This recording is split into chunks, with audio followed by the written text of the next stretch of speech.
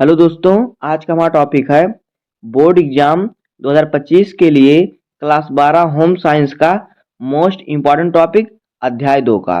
तो अध्याय 2 हमारा क्या है? नैदानिक पोषण और आहारिका। तो दोस्तों, आज के वीडियो में हम इस चैप्टर के सभी मोस्ट इम्पॉर्टेंट टॉपिक को पढ़ेंगे। तो आज का वीडियो हमारा वन शॉट का वीडियो है।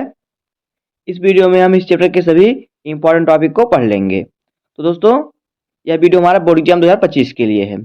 तो देखिए, पहला टॉपिक हमारा क्या है? भोजन। तो देखिए, भोजन क्या होता है? हेडिंग हमारा है भोजन यानी फूड, जिसका अंग्रेजी होता है फूड। तो देखिए देखिए क्या होता है? वह सभी ठोस तथा तरल पदार्थ, वह सभी ठोस एवं तरल पदार्थ जिन्हें मनुष्य खाता है और अपनी पाचन क्रिया द्वारा अवशोषित करके विभिन्न शारीरिक कार्यों के लिए उपयोग कर लेता है या उपयोग में लेता है, भोजन कहलाता है। यानी वह सभी ठोस पदार्थ या फिर तरल पदार्थ जिन्हें मनुष्य खाता है। ठोस पदार्थ क्या हो गया? जैसे कि मान लीजिए सेब, ये हो गया ठोस। तरल पदार्थ जैसे कि पानी। तो बहुत सी खाने पीने की चीजें हैं तो जिसे मनुष्य खाता है और अपनी पाचन क्रिया में उसे पाचन पाचन के द्वारा अवशोषित करता है। अवशोषित करके उससे ऊर्जा प्राप्त करता है और ऊर्जा को क्या करता है? शारीरिक कार्यों में उपयोग करता है। वह क्या कहलाता है? भोजन कहलाता है। तो जो खाने पीने वाली चीजों को क्या कहते हैं? हम भोजन कहते हैं। अब देखिए, अगला हेडिंग हमारा क्या है? देखिए, अगला हेडिंग हमारा क्या है? अगला हेडिंग हमारा है पोषण। तो देखिए, पोषण क्या होता है? देखिए, पोषण एक विज्ञान है। पोषण क्या है? एक विज्ञान है जिसमें शरीर द्वारा खाद्य पदार्थों, पोषक तत्वों तथा अन्य पदार्थों के पाचन, अवशोषण तथा उनके उपयोग का अध्ययन किया जाता है। क्या होता है? जो पोषण है एक विज्ञान है जिसमें शरीर द्वारा खाद्य यानी खाद्य खाने वाले पदार्थ हैं, खाद्य पदार्थ, पोषक तत्व तथा अन्य पदार्थों के पाचन, अवशोषण और उनके उपयोग का अध्ययन किया जाता है। यानी कैसे उनका पोषण होता है और कैसे वो शरीर में एब्जॉर्ब होते हैं, अवशोषण होते हैं, कैसे पाचन क्रिया होता है, इसका अध्ययन होता है।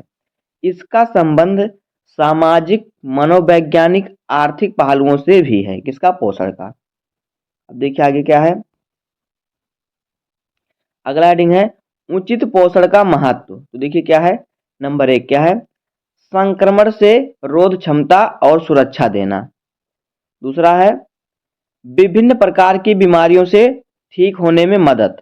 और तीसरा है असाध्य बीमारियों से निपटने में सहायता। ये होता है उचित पोषक का तत्व। यानी अगर हमारा पोषण सही है तो हमें इन सभी हमें लाभ होते हैं, सभी लाभ होते हैं, महत्व है इसके। अब देखिए अगला हेडिंग हमारा क्या है?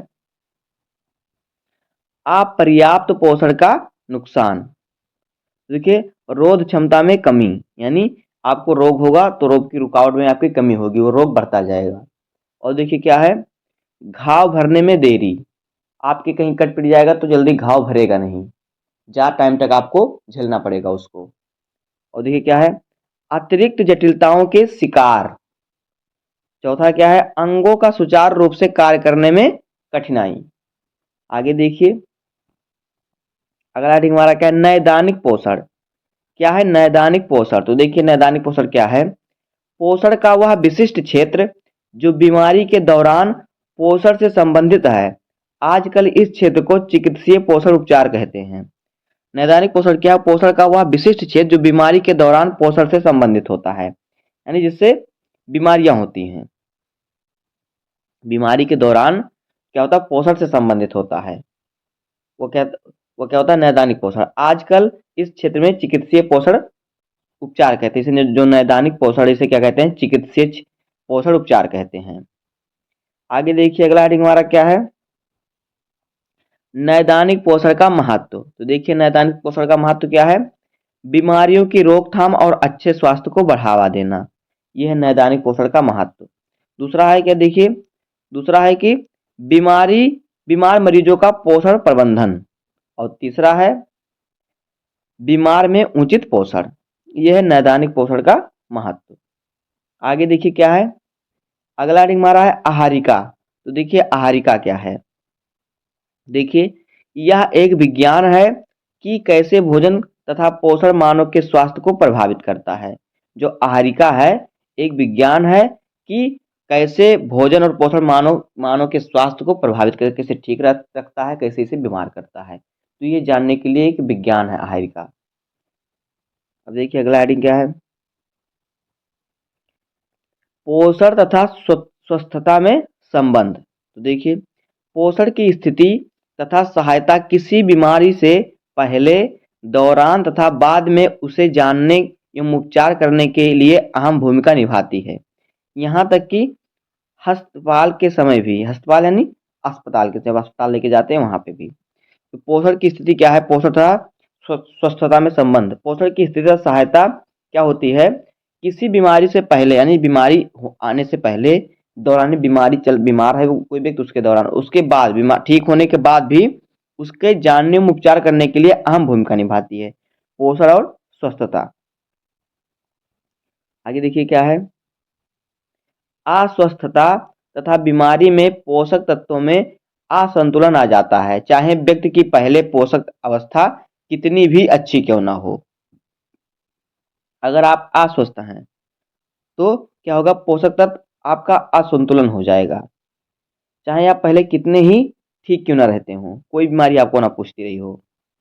अब देखिए अगले हेडिंग क्या है, अगला हेडिंग है नैदानिक पोषण और आहारिका का महत्व। तो देखिए क्या है, अस्वस्थता तथा बीमारी में पोषक तत्वों में असंतुलन आ जाता है, चाहे व्यक्ति की पहले पोषक अवस्था कितनी ही अच्छी क्यों ना हो।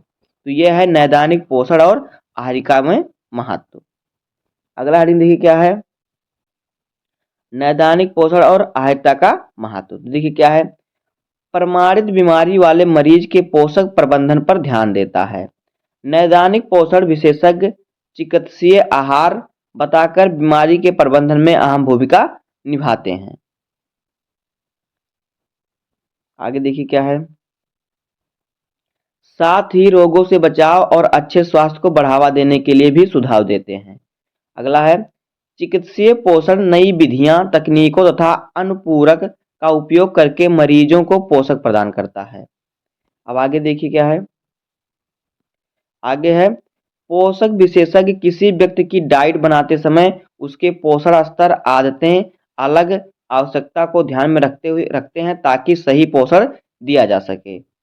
अब देखिए अगला हेडिंग क्या है, अगला हेडिंग है पोषण विशेषज्ञ की भूमिका। तो देखिए पोषण विशेषज्ञ किसी व्यक्ति की डाइट बनाते समय उसके पोषण स्तर, आदतें, अलग आवश्यकता को ध्यान में रखते हैं ताकि सही पोषण दिया जा सके। यह पोषण विशेषज्ञ की भूमिका, जो पोषण विशेषज्ञ होते हैं ये ध्यान रखते हैं, उनकी भूमिका होती है। आगे देखिए क्या है, पोषण विशेषज्ञ की भूमिका। तो देखिए क्या होती है पोषण विशेषज्ञ की भूमिका। एक बार हमने शॉर्ट में जाना, उसके बाद हम पढ़ेंगे लॉन्ग में। तो देखिए क्या है, बीमारी की अवस्था में रोगी को स्वास्थ्य को बढ़ावा देना। अगर कोई व्यक्ति बीमार है तो उसके स्वास्थ्य को बढ़ाते हैं कौन, पोषक विशेषज्ञ। आगे है रोगी की अवस्था के अनुसार परिवर्तन करना, रोग से पहले या बाद में या फिर रोग के दौरान उसमें परिवर्तन लाना। आगे देखिए क्या है, जो मरीज ऑपरेशन करवाते हैं उन्हें भी पोषण सेवा की जरूरत होती है। आगे है जीवन की प्रत्येक अवस्था में अच्छी पोषण स्थिति बनाए रखने के लिए सुझाव देना। और आगे है सलाह तथा आहार का मार्गदर्शन देना, मतलब किस प्रकार से आपको भोजन करना चाहिए, कौन सा भोजन आपके लिए उपयोगी है, कौन सा भोजन आपके लिए हानिकारक है, ये सभी सुझाव देना। आगे देखिए क्या है, अगला हेडिंग हमारा है आहार चिकित्सा। आहार चिकित्सा, डाइट थेरेपी। तो देखिए क्या है, किसी व्यक्ति की स्वास्थ्य स्थिति को बेहतर बनाने के लिए भोजन में बदलाव करके उसे उचित पोषण दिया जाता है, जिसमें भोजन की मात्रा, उसकी गुणवत्ता तथा तरलता में बदलाव किया जा सकता है। जो आहार जो चीज़ें हम खाते पीते हैं वो हमारे स्वास्थ्य पर बहुत निर्भर करता है। तो कह रहा है कि किसी व्यक्ति की स्वास्थ्य स्थिति को बेहतर बनाने के लिए भोजन में बदलाव करके उसे उचित पोषण दिया जाता है, उसकी स्थिति बेहतर करने के लिए, जिसमें भोजन की मात्रा, उसकी गुणवत्ता तथा तरलता पे के बदलाव। जैसे किसी को विटामिन की कमी है तो उसको ऐसी चीजें खिलाएं जिससे उसे विटामिन प्राप्त हो। अगला हेडिंग देखिए क्या है, आहार चिकित्सा का उद्देश्य। तो देखिए रोगी की जरूरत को पूरा करने के लिए आहार की रूपरेखा बनाना। आगे है आहार में बदलाव करना ताकि बीमारी को सही किया जा सके, यानी उसे सही आहार देना, उचित आहार देना। आगे क्या है देखिए, पोषण की कमी को सही करना और है अवधि की बीमारी में अल्पकालिक दीर्घकालिक समस्याओं से बचाव। आगे है आहार के लिए सुझाव देना तथा अपनेपन के लिए प्रेरित करना। अब देखिए आगे क्या है हेडिंग, आहारिका के अध्ययन से व्यक्ति को सक्षम। तो देखिए आहारिका का अध्ययन व्यक्ति को निम्नलिखित के लिए सक्षम बनाता है। देखिए क्या है, नंबर एक है जीवन चक्र के विभिन्न स्तरों की पोषण आवश्यकताएं बनाना। दूसरा देखिए क्या है, मरीज की भौतिक दशा, रोजगार, जातीय और सामाजिक आर्थिक पृष्ठभूमि, उपचार संबंधी नियम और पसंद नापसंद को ध्यान में रखते हुए आहार में परिवर्तन करना। आगे देखिए क्या है, तीसरा नंबर, खिलाड़ियों के लिए और विशिष्ट परिस्थितियों में काम करने वालों के लिए आहार या भोजन बनाना।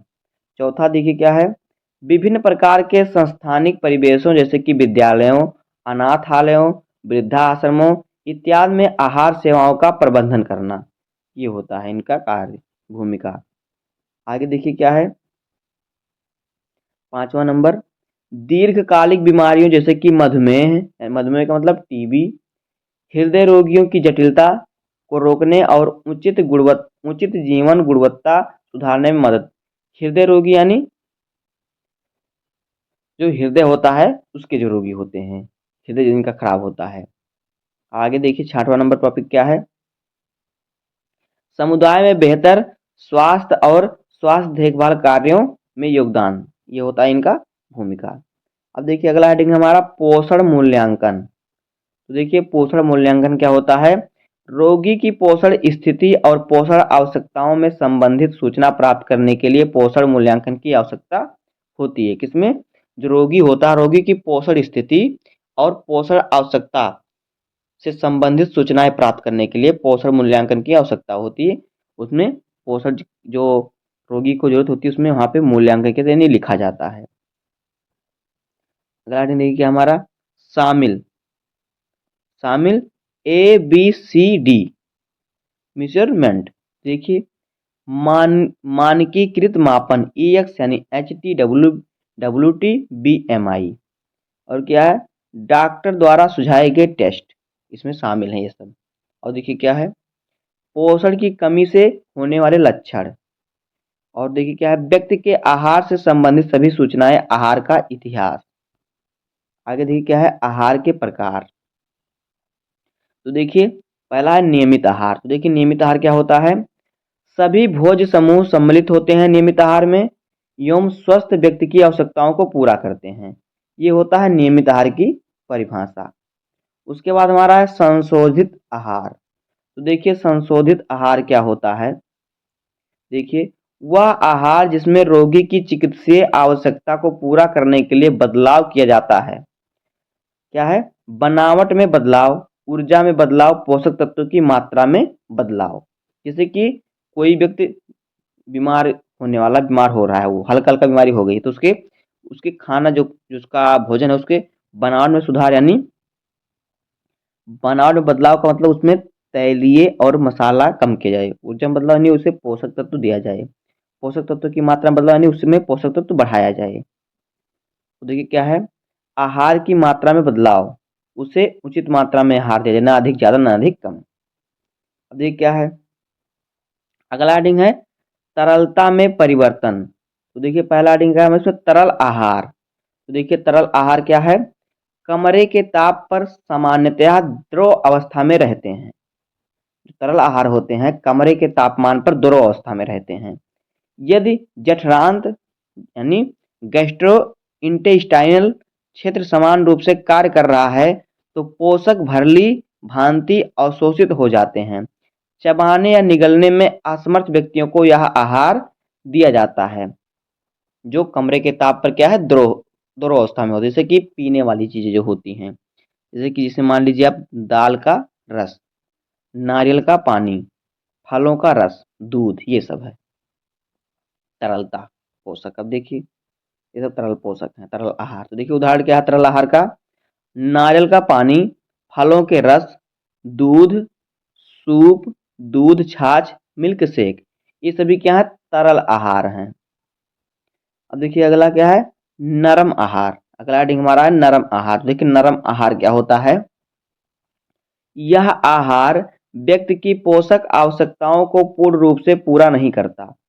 नरम परंतु ठोस अवस्था नरम परंतु ठोस भोजन पदार्थ जो हल्का पकाए जाते हैं।